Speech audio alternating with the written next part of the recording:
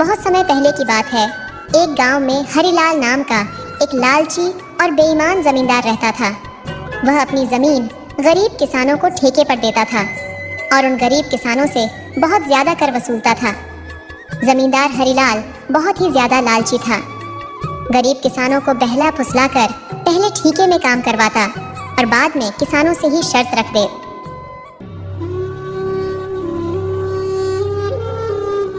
इन गरीब किसानों की भी क्या जिंदगी है। बस 2 वक्त की रोटी के लिए बस दिन भर काम करते रहते हैं और बाद में 2 वक्त की रोटी के लिए तरसते रहते हैं।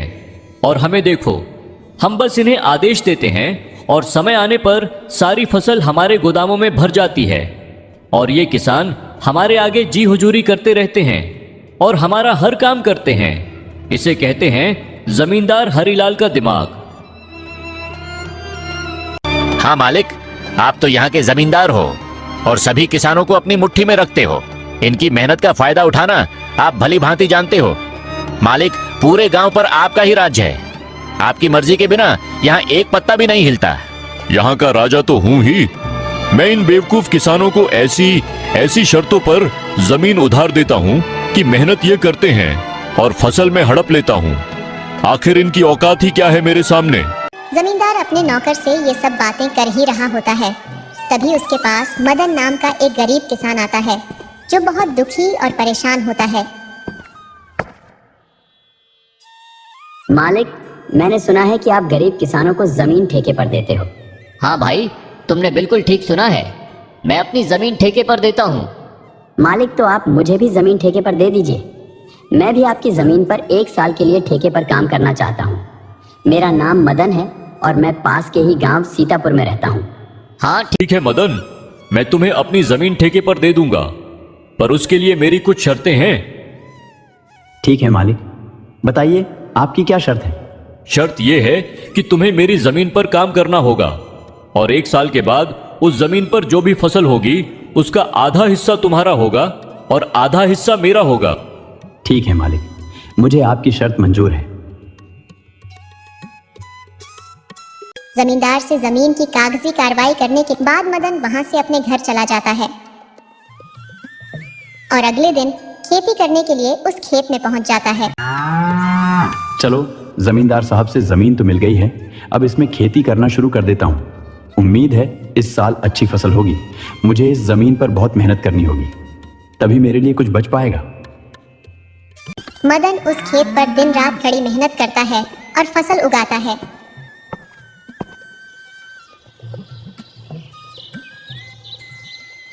कुछ महीनों बाद गेहूं की फसल उगकर तैयार हो जाती है। मदन गेहूं की फसल की कटाई भी शुरू कर देता है।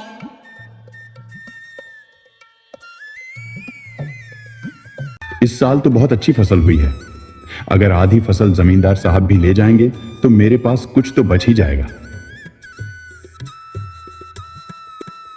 मदन के उगाए हुए फसलों की खबर जमींदार हरिलाल के कानों तक पहुंचती है।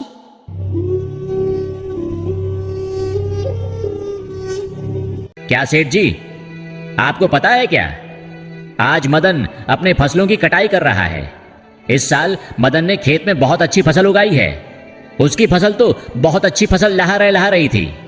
अब मदन ने उसकी कटाई करनी शुरू कर दी है। अरे सच में ये तो बहुत अच्छी खबर है कि मदन आज फसल की कटाई कर रहा है। चलो चलकर देखते हैं।